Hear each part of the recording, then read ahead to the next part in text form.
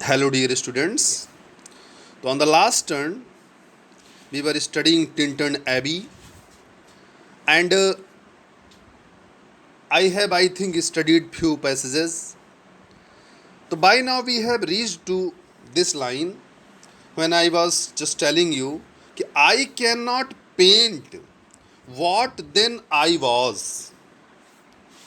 Students Bacon William Wordsworth ने कहा कि to me all to me was all in all. अगर आप इन पंक्तियों पे ध्यान दें तो बेकन के लिए प्रकृति ही सब कुछ थी। Nature was everything for Wordsworth. Except Wordsworth nobody was there around him to accept this kind of glory in nature. This was a special kind of mental status of this poet of beauty of nature. He says that nature was everything for me. William Wordsworth कहता है कि मैं उन दिनों का स्मरण करता हूँ, उन दिनों को याद करता हूँ जब मेरे लिए प्रकृति से बढ़कर के कुछ भी नहीं था। मुझे यदि मेरे संबंधी नजर आते थे तो प्रकृति ही नजर आती थी। अगर कहीं रिश्ता नजर आता था तो इन्हीं झीलों से, झरनों से, नदियों से, पेड़ों से, पहाड़ों से। इसलिए William Wordsworth has written to me was all in all. For me the beauty of nature was everything. And when he says this, so with this statement he writes, I cannot paint what then I was. What kind of man I was. How blessed I was. What kind of application and approach I had for the nature. He is telling I cannot paint in the words that.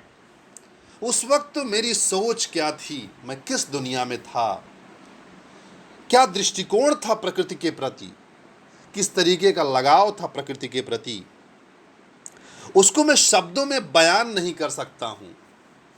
यथार्थ के धरातल के canvas पर मैं अपने शब्दों के लेखनी, शब्दों की जो ब्रश है मेरे पास, उससे मैं उसका चित्र नहीं बना सकता। शब्दों की तूलिका मेरी सक्षम नहीं है कि उनका चित्र किसी पटल पर बना सके। अर्थात Wordsworth want to say that this is difficult for me to express what I have felt and what kind of feeling I had beyond the expression. जो अनुभूतियाँ मेरी रही हैं उनको मैं अभिव्यक्ति के माध्यम से, शब्दों के सहारे आपके समक्ष प्रस्तुत नहीं कर सकता। I can not paint what then I was. The surrounding cataracts haunted me like a passion. He is telling कि हाउंटेड कैटरैक्ट्स, उस समय जो पानी के झरने थे, कैटरैक्ट्स मीन्स फाउंटेन्स, झरने। एट दैट टाइम साउंडिंग, जो कलकल करते हुए, ध्वनि करते हुए, sounding cataracts haunted me like a passion. जब मैं कलकल करते हुए झरनों की आवाजें सुनता था तो ऐसा लगता है जैसे मेरे चारों ओर किसी भावना ने एक घेरा डाल दिया है। हॉन्टेड माने होता है किसी आत्मा का साया। कहता ऐसा लगता है जैसे किसी आत्मा ने मेरे अंतःकरण में किसी आत्मा का साया हो चुका हो, वो दिव्य आत्मा का साया हो चुका हो। जब मैं इन झरनों की आवाज़ों को सुनता था तो ऐसा लगता था, it seems to me that I have been haunted by some divine spirit. इन कलकल करते हुए झरनों की आवाज़ें जब मैं सुनता था तो मुझे ऐसा महसूस होता था जैसे किसी दिव्य आत्मा का साया मेरे अंतःकरण में समा गया है, मैं उसका गुलाम हो चुका हूँ। The tall rock, the mountain and the deep and gloomy wood, their color and their forms. The tall rock, बड़ी बड़ी चट्टानें, the mountain, पहाड़ियाँ, and the deep and gloomy wood, और ये गहरे गहरे घने जंगल, their colors, उनके रंग, their forms, उनके रूप, were there to me an appetite. I had appetite. I was hungry for them. Means very emotionally William Wordsworth is expressing that generally the man of the world has appetite for physical luxury, physical world, physical pleasure, physical facilities. The men of this physical world, the men of this hungry generation are just running behind the physical pleasure. They are running behind the luxury. They are running behind the materialistic approach. They all are hungry, but hungry for wealth, hungry for prosperity, hungry for money, hungry for wealth, hungry for power and possession. Wordsworth कहता है कि आज किस भौतिकतावादी युग में लोगों के अंदर शक्ति को पाने की भूख है, सामर्थ्य को पाने की भूख है, धन को पाने की भूख है, प्रतिष्ठा को पाने की भूख है, पद को पाने की भूख है, वर्चस्व को पाने की भूख है, सत्ता की भूख है, धन की भूख है। लेकिन वर्ड्सवर्थ कहता है कि I had no appetite for these things. मेरे अंदर इन चीजों की भूख नहीं थी। I was hungry for the sounding cataracts. मुझे भूख थी, हां, but I had appetite and hunger for the melodious voice of sounding cataracts. मेरे अंदर यदि भूख थी तो कल कल बहते हुए गिरते हुए झरनों की आवाजों को सुनने की भूख थी। हां, I had appetite, but it was the appetite of the beautiful melodious voice of cuckoo, of birds. मुझे भूख थी, हां भूख थी, लेकिन वो भूख थी कोयलों के गीतों को सुनने की, चिड़ियों के चहक को सुनने की भूख थी मेरे आस पास। हाँ, मेरे पास भूख थी, मेरी आंखों में भूख थी उन बड़े बड़े चट्टानों को देखने की, उन बड़ी बड़ी पहाड़ियों पर घूमने की, उनको देखने की, उन घने घने गहरे जंगलों में विचरण करने की भूख थी। वो रंग बिरंगे अलग अलग रंगों के, अलग अलग रूपों के पौधों को देखकर निहारते रहने की, पागलों की तरह निहारते रहने की भूख थी मेरे अंदर। We have the appetite means I had appetite for the nature. मेरे पास प्रकृति की भूख थी, प्रकृति की गोद में बैठने की भूख थी। मुझे सांसारिक सुखों की भूख नहीं थी प्रिय विद्यार्थियों। लेकिन आज के समय में किसी के पास वक्त नहीं है कि झील, झरने, नदी, घाटी, पहाड़ियों को इनको देखे। हम उन चीजों के लिए परेशान हैं जो वास्तव में अपना है ही नहीं है, और जो चीजें अपनी हैं उनकी तरफ देखने का वक्त नहीं है। आप लोगों ने शायद पढ़ा होगा, The world is too much with us, one of the greatest poem ever written by William Wordsworth, and it has been prescribed in your BA first year syllabus. BA first year के syllabus में भी ये poem है। जब संसार की भौतिकता से तंग आ चुका है विलियम वर्ड्सवर्थ, इस भाग दौड़, इस जद्दोजहद से थक चुका है, पैसे की पहचान यहाँ इंसान की कीमत कुछ भी नहीं, बच के निकल जाए इस बस्ती से करता मोहब्बत कोई नहीं।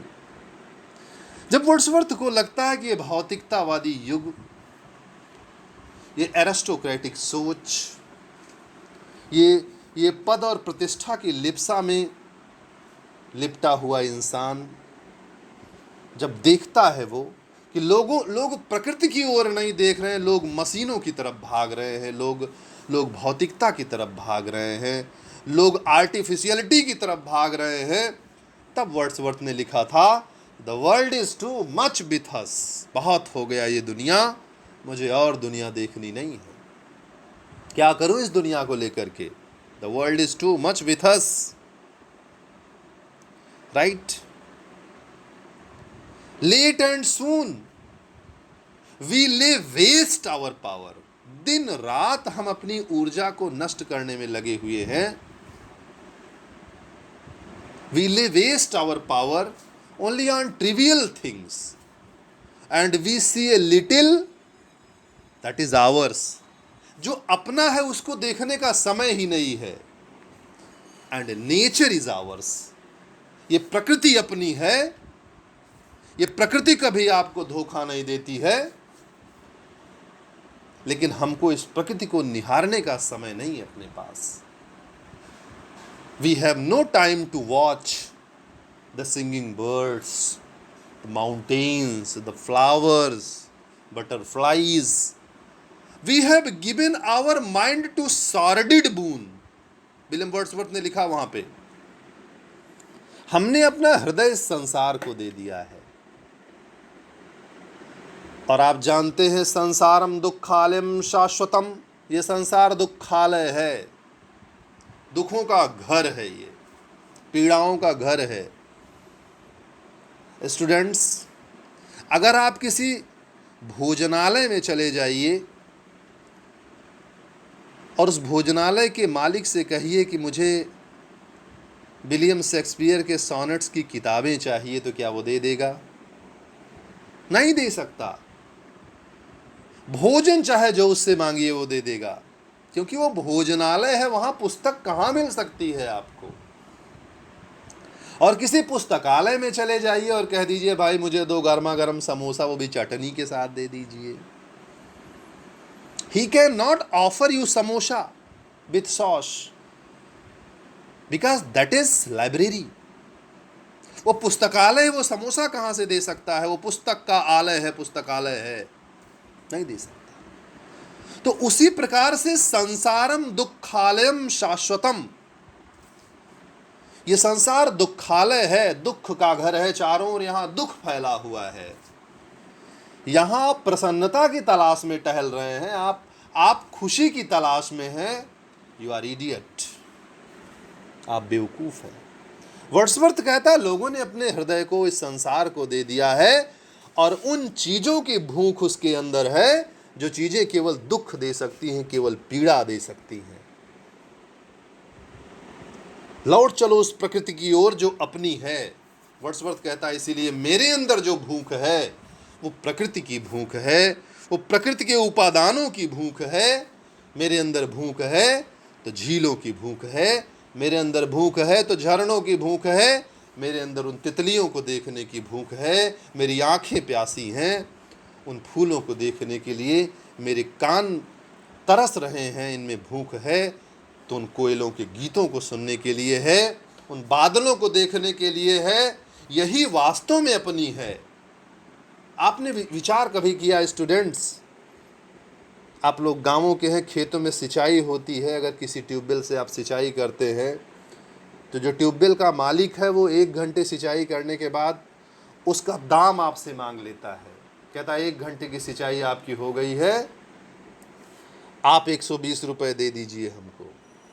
लेकिन कभी आपने कल्पना की कि सदियों से, युगों से ये बादल आपके खेतों की सिंचाई करते चले आ रहे हैं, लेकिन क्या बादलों ने आपसे कभी कहा कि भैया सिंचाई दे दो? बताइए भाई, इन बादलों ने कभी सिंचाई नहीं मांगी। बिजली के बिल वाले बहुत परेशान करते हैं ना, क्या उस सूरज ने कभी बिल मांगा कि बहुत दिनों से आपके यहां उजाला कर रहे हैं हमारे सौर सेल से तुम ट्यूबवेल भी चला ले रहे हो, घर में इन्वर्टर भी चला ले रहे हो, थोड़ा बिल पहुंचा दो। कोई बीमार हो जाए हॉस्पिटल में, एक ऑक्सीजन का सिलेंडर आप लगवा लीजिए, 2-2.5 हज़ार रुपये आपको देना पड़ जाएगा। क्या इन पेड़ों ने कभी कहा कि सिलेंडर का दाम दे दीजिए, ऑक्सीजन की सप्लाई इतने दिनों से आपको कर रहे हैं? प्रिय विद्यार्थियों, शायद नहीं।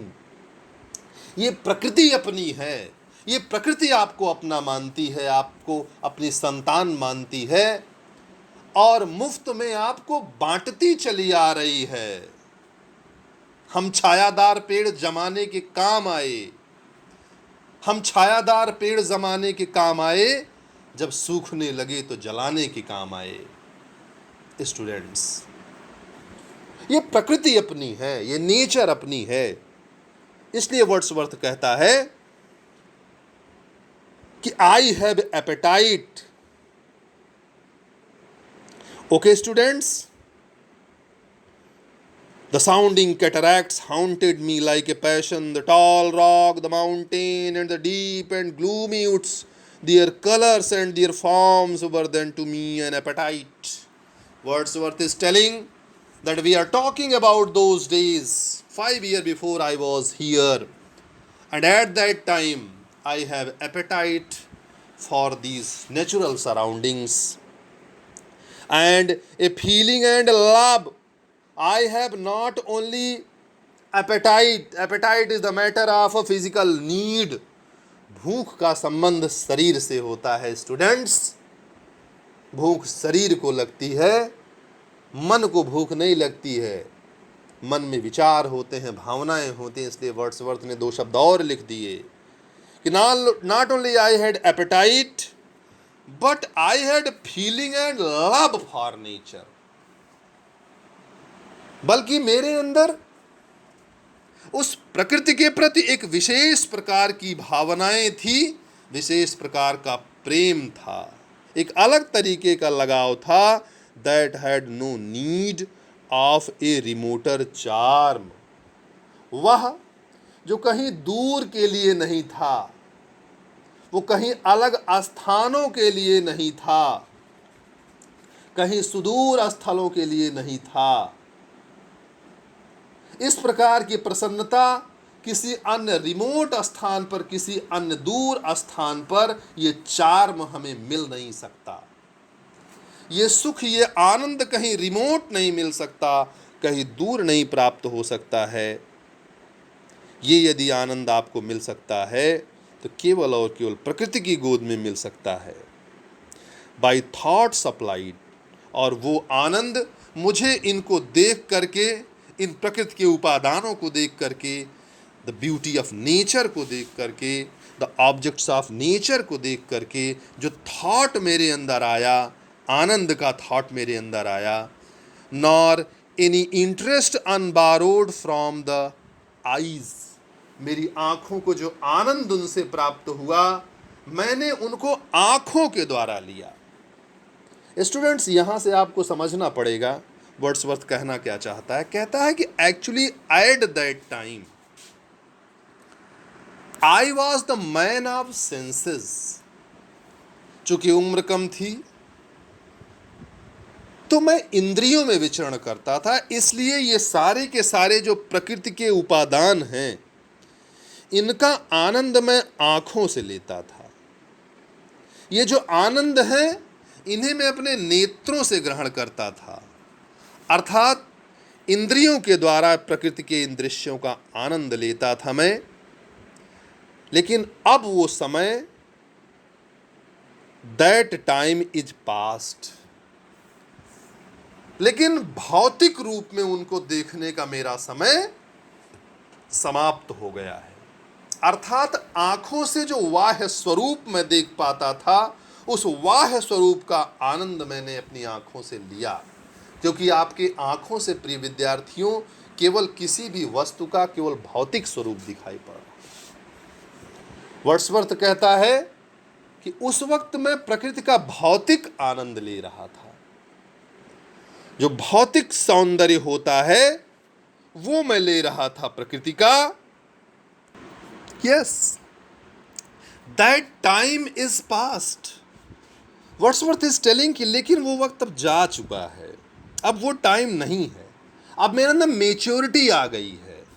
अब मैं किसी चीज को केवल भौतिक रूपों में नहीं देखता।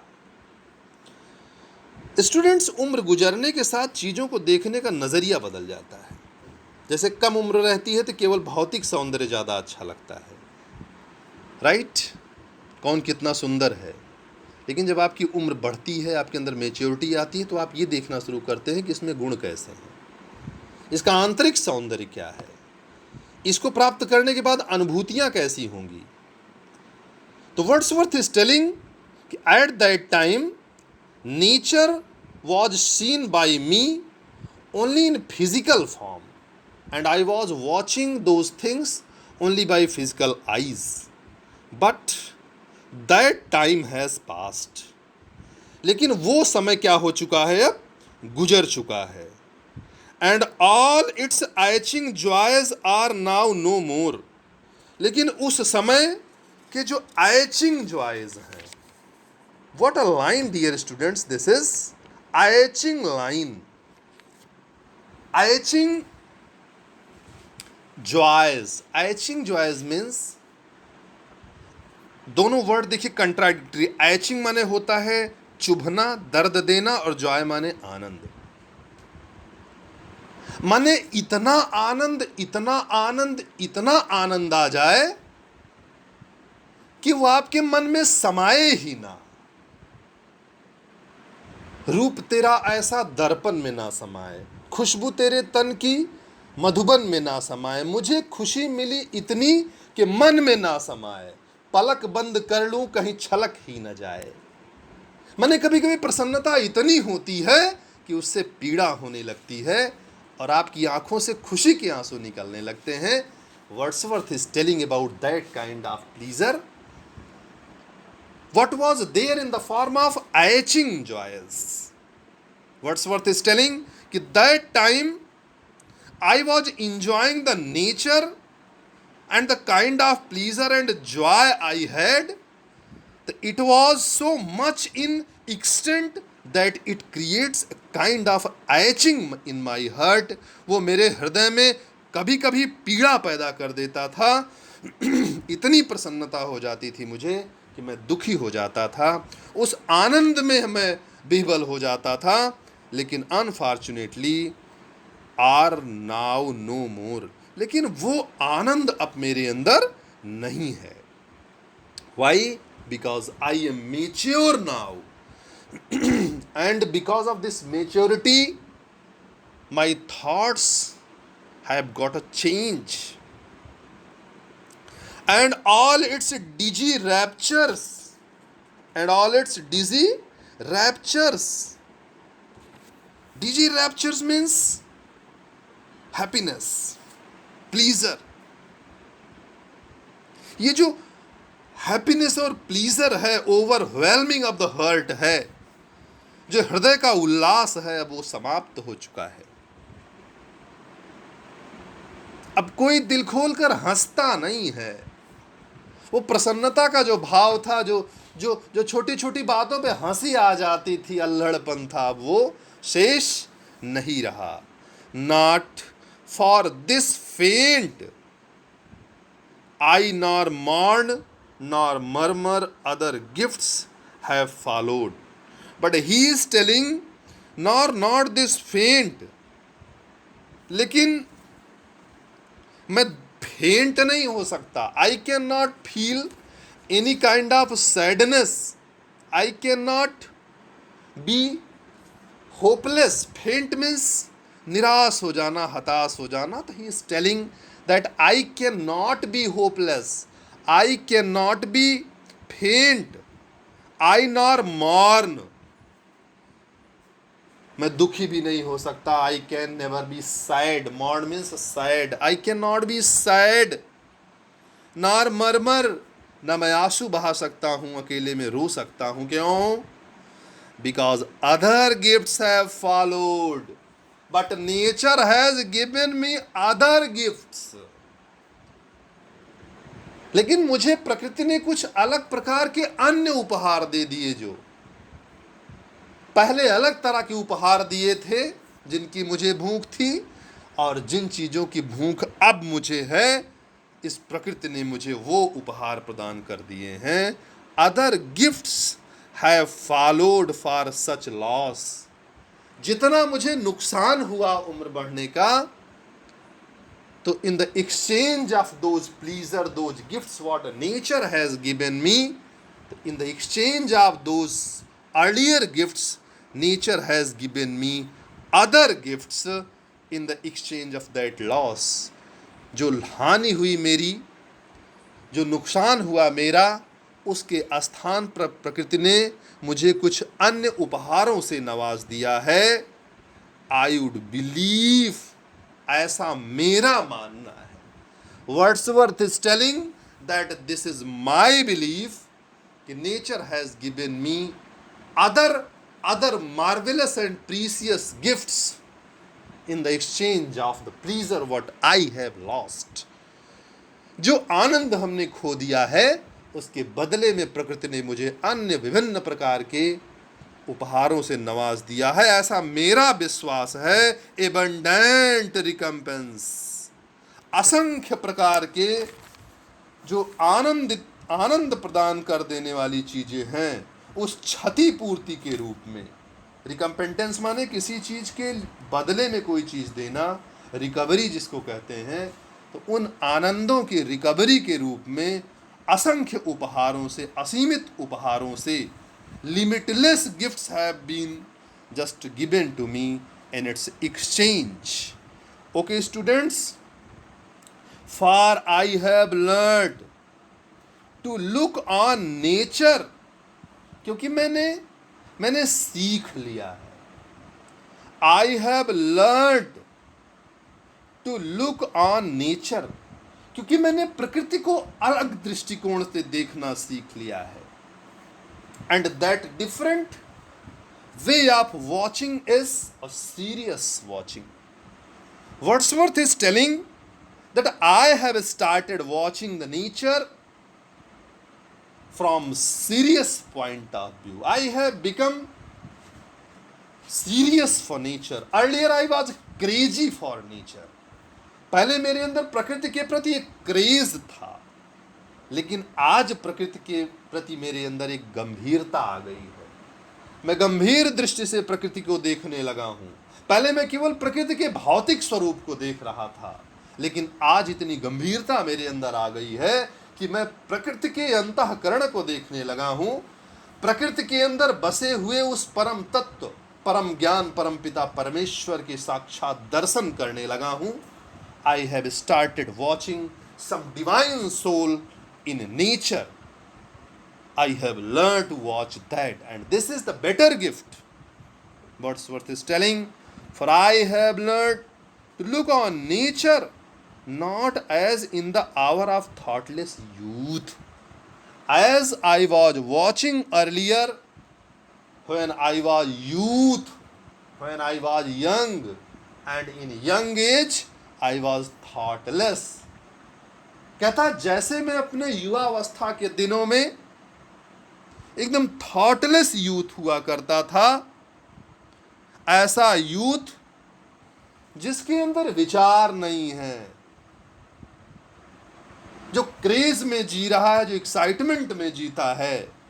कहता मैं एकदम अल्हड़, थॉटलेस मीन्स अल्हड़, एकदम अल्हड़ मदमस्त नौजवान की तरह जिस तरीके से मैं देखता था, उससे अलग हट करके मैंने प्रकृति को देखना प्रारंभ कर दिया है अब. But hearing often times the still and sad music of humanity.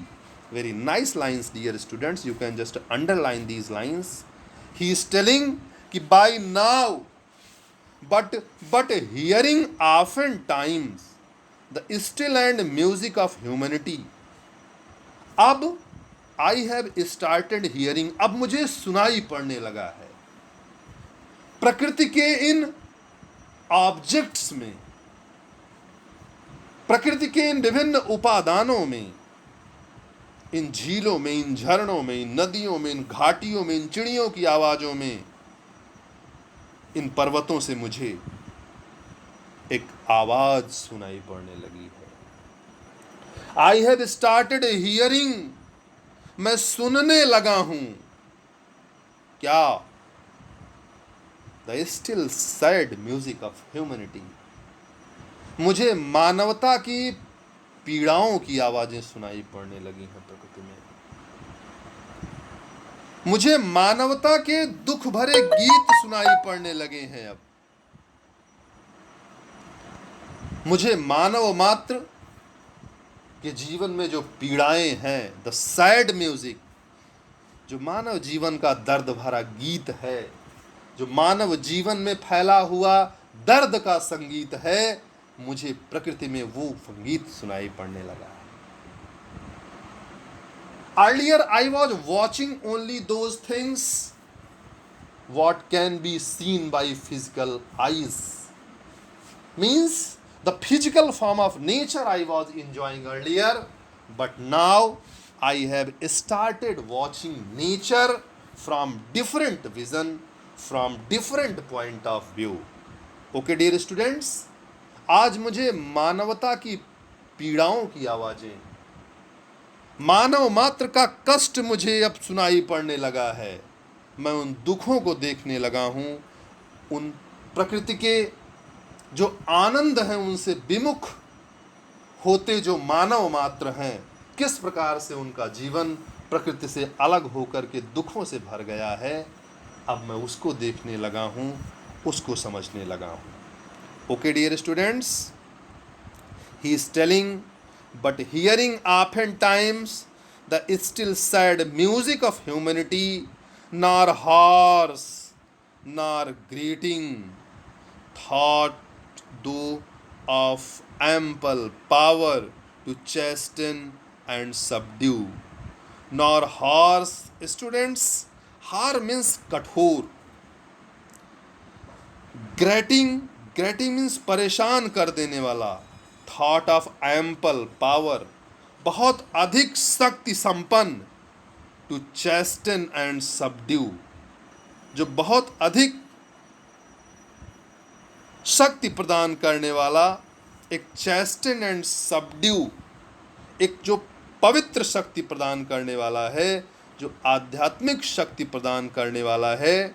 Student he is telling कि ये जो प्रकृति का आनंद है आज मुझे प्राप्त हो रहा है, आध्यात्मिक रूप में प्राप्त होने लगा है। नॉर हार्स, अब उसमें कठोरता नहीं रही, अब वो एकदम शांत दिखाई पड़ने लगा है। नॉर ग्रेटिंग, अब उसको देख के मैं परेशान नहीं होता।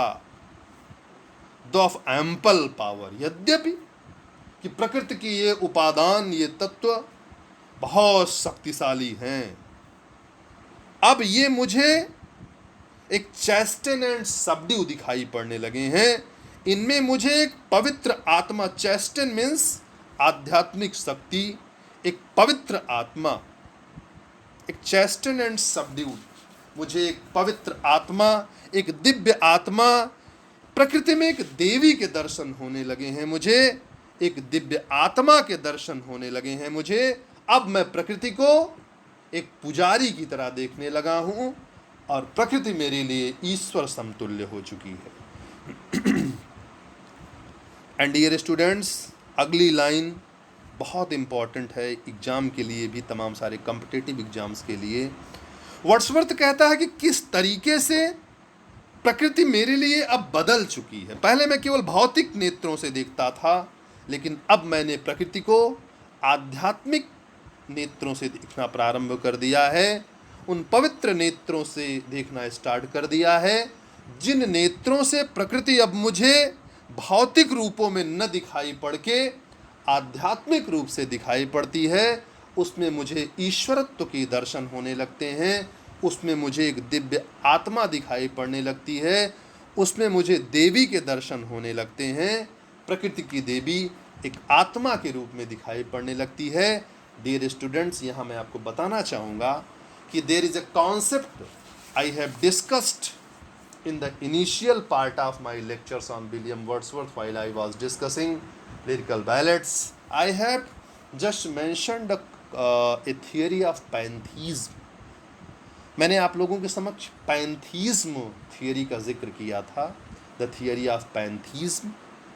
और मैंने बताया था कि जब कवि प्रकृति के कण कण में आध्यात्मिक शक्ति, प्रकृति के कण कण में एक दैवीय शक्ति, प्रकृति के कण कण में वो ईश्वर की उपस्थिति के दर्शन करने लगता है, तो उसी को हम कहते हैं पैंथीस्ट। और इस प्रकार की विचारधारा को पैंथीज्म कहते हैं, और इसका लीडिंग पोएट है विलियम वर्ड्सवर्थ। तो dear students, these lines are the best example of that, as he is telling कि nor harsh nor grating though of ample power to chasten and subdue. अब मेरे लिए प्रकृति शांति का माध्यम बन चुकी है, कोई जल्दबाजी नहीं, कोई पीड़ा से युक्त नहीं, इसमें मैं आध्यात्मिकता के दर्शन करने लगा हूँ। एक दिव्य और पवित्र आँखों से इसकी दिव्यता और पवित्रता की, इसकी आध्यात्मिक चिंतन को देखने लगा हूँ। स्टूडेंट्स, ही इज टेलिंग, अगली लाइन विशेष रूप से महत्वपूर्ण हो सकती है, and I have felt A presence that disturb me with Joy. Wordsworth is telling that now I have felt, मैंने एहसास किया है, आई हैव फेल्ट, मुझे लगता है, आई वॉच ए प्रेजेंस, कि some presence is there in the nature. मैंने प्रकृति में किसी की उपस्थिति देखी है, कोई है, कोई तो है इन झीलों में, इन झरनों में, इन नदियों में, इन पेड़ों में, कोई तो है। आज मुझे उस अदृश्य आत्मा के दर्शन होने लगे हैं, ए प्रेजेंस सम, लेकिन I am confident that there is there, ये मेरा विश्वास है कि कोई तो है। यद्यपि संसार की आंखों पे जो भौतिकता का पर्दा पड़ा हुआ है,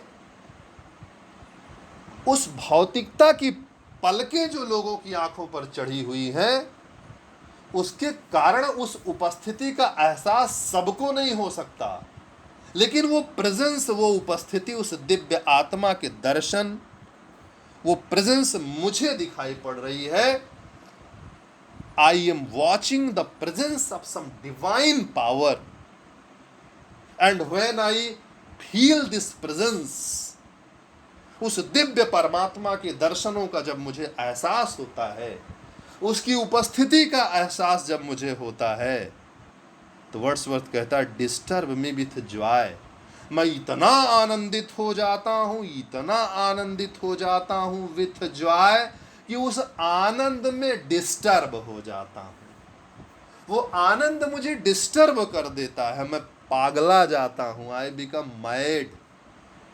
so much happiness just delivers in my mind, in my heart, by that sweet presence of God-like power in the every object of nature, that this presence make me so much happy, so much happy, so much happy, that we become mad, we become disturbed, we become eccentric, we become sentimental, we become mental. मैं disturb हो जाता हूँ, ऐसा लगता जैसे मैं पागल हो जाऊँगा इस उपस्थिति को देख करके. Wordsworth is telling, dear students, and I have felt. He is not saying that everybody can feel. सबको एहसास हो सकता है, वर्ड्सवर्थ कहता है ऐसा नहीं है. I have felt, मैंने एहसास किया है, मुझे एहसास हुआ है कि कोई तो है. I have felt a presence that disturb me with joy. कोई तो है जो मुझे आनंदित कर देता है, जो मुझे प्रसन्न कर देता है, जिसकी उपस्थिति मात्र, जिसकी प्रेजेंस मुझे पागल कर देती है. ऑफ एलिवेटेड थॉट्स, जिसमें गंभीर चिंतन है। एलिवेटेड माने high high high and high thoughts. In my mind, in my heart elevated thought comes. उच्च विचारों से भर जाता है मेरा अंतःकरण। उसकी उपस्थिति मात्र के दर्शन से मेरा अंतःकरण पूरी तरीके से हाई एंड हाई थॉट्स से भर जाता है, उच्च और उच्च विचारों से भर जाता है। Essence Sublime, essence Sublime. और मेरी जो इंद्रियां हैं, मेरे जो आँख, कान, नाक, त्वचा, जीभ, ये जो भौतिक आनंद को प्राप्त करने के लिए शारीरिक माध्यम है, इनमें भी उच्चता आ जाती है। मेरे जो इंद्रियां हैं वो भी ईश्वरत्वमय हो जाती हैं, वो भी उच्चता को प्राप्त कर लेती हैं। उनमें एक दिव्यता आ जाती है of something far more deeply interfused. ऐसा लगता है जैसे प्रकृति के इन उपादानों में कोई something far more deeply infused, जैसे इनमें कोई बहुत गहरी चिंतनपूर्ण आत्मा घुस गई है। इन पेड़ों में, इन झीलों में, इन झरनों में, इन नदियों में, इन पंछियों में ऐसा लगता है जैसे कोई एक डीप स्पिरिट इज देयर, कोई दिव्य आत्मा इसके अंदर प्रवेश कर गई है। मुझे उसके दर्शन प्राप्त होने लगते हैं। Dear students, and he tells of something far more deeply interfused whose dwelling in the light of setting suns। और उस दिव्य आत्मा का निवास स्थान कहाँ है? ड्वेलिंग माने रहता है। वो दिव्य आत्मा कहाँ रहती है? अब William Wordsworth starts telling you कि where this divine soul lives, ये दिव्य आत्मा जो प्रकृति में है, वो प्रकृति में कहाँ कहाँ दिखाई पड़ती है? Is telling whose dwelling in the light of setting sun। वो मुझे दिव्य आत्मा, वो मुझे ईश्वर जो प्रकृति में मुझे दिखाई पड़ रहा है, वो मुझे दिखाई पड़ता है in the light of setting suns. मुझे डूबते हुए सूरज की लाली में वो आत्मा दिखाई पड़ती है। वर्ड्सवर्थ इज टेलिंग कि I watch this glory of nature in the light of setting suns. डूबते हुए सूरज की रोशनी में मुझे वो आत्मा झांकती हुई नजर आती है। एंड द राउंड ओशन, वो आत्मा मुझे सुदूर तक फैले हुए सागर में नजर आती है। एंड लिविंग एयर, और इस बहती हुई हवाओं में नजर आती है। वर्ड्सवर्थ कहता है कि in every object of nature I watch that divine soul, that divine spirit. I watch it in the light of setting sun। वो ईश्वर की उपस्थिति, वो दिव्य आत्मा की आभा, वो दिव्य आत्मा की उपस्थिति मुझे डूबते हुए सूरज की किरणों में दिखाई पड़ती है। मुझे सुदूर तक फैले हुए आकाश में दिखाई पड़ती है। मुझे राउंड ओशन, इस गोल गोल फैले हुए सागर की लहरों में वो आत्मा दिखाई पड़ती है। एंड द लिविंग एयर, और मुझे इन बहती हुई हवाओं में दिखाई पड़ती है। एंड द ब्लू स्काई, और इस नीली छतरी में दिखाई पड़ती है जो आकाश के रूप में पूरी धरती को ढके हुए है। उस आकाश की ओर जब मैं देखता हूँ तो उसमें भी मुझे उस दिव्य आत्मा के दर्शन होते हैं। And in the mind of man, और मुझे and in the mind of man emotion and spirit that impels all thinking things. और मनुष्य के अंतःकरण में इमोशन एंड स्पिरिट, मुझे एक गति दिखाई पड़ती है, एक विचार दिखाई पड़ता है, एक जीवन शक्ति दिखाई पड़ती है। And spirit that impels all thinking things, और मुझे वह आत्मा दिखाई पड़ती है जो संसार में रहने वाली हर वस्तु के अंदर जीवन का समावेश करती है, जो हर वस्तु में जीवन को भर देती है, जो हर वस्तु में जीवन का संचार करने वाली होती है, मुझे वो दिखाई पड़ती है। डियर स्टूडेंट्स, वर्ड्सवर्थ कहता है कि I watch the source of life, मुझे जीवन का वो स्रोत दिखाई पड़ता है जहाँ से जीवन प्रकृति के कण कण में आके भर गया है। मुझे वह जीवन का अनंत स्रोत दिखाई पड़ता है। All object of all thought and rules through all things, मुझे वह जीवात्मा दिखाई पड़ती है, मुझे वह परम तत्व दिखाई पड़ता है, वह परम पिता परमेश्वर मुझे धरती के कण कण में, प्रकृति के कण कण में विद्यमान दिखाई पड़ता है, जो वास्तव में धरती के हर कण में विद्यमान है। पृथ्वी पर जो कुछ भी हम देख रहे हैं, every object of all thoughts and rolls through all things, I watch that divine spirit which rolls and survives in every object of nature. Okay students, so I hope everything is clear by now. For the next lecture I will visit you tomorrow. Thank you very much dear students. Thanks a lot.